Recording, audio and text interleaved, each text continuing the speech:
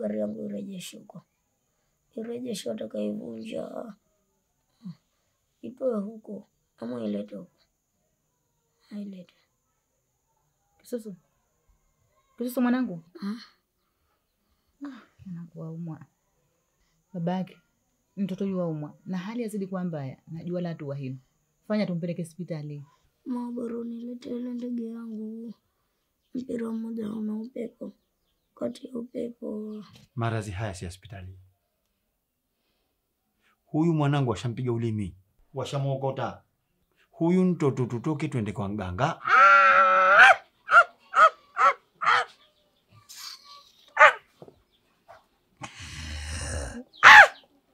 Mtoto shamnya huyu.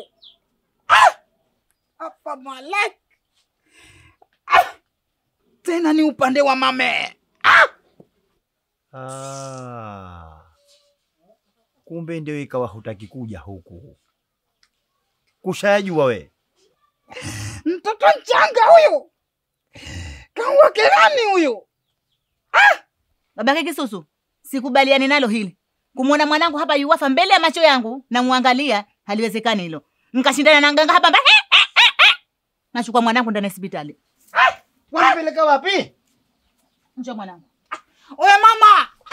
Lete mtoto tummalizie dawa huyo. Sasa wenda naye wapi huyu mtoto? Wenda naye wapi huyu mtoto hajamaliza matibabu? Bado masaa mawili tu atakufia. Nenda na hospitali mwenyewe. Hebu mlete huyu mtoto kwanza. Hebu njoo. Hemuka upande sisi nafasi. Ehe.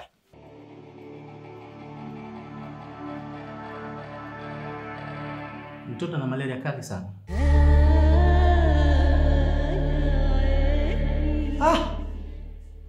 Kumbe malaria. Ndiyo. Na rekodi zetu zinaonyesha kwamba aliugua malaria siku chache zilizopita.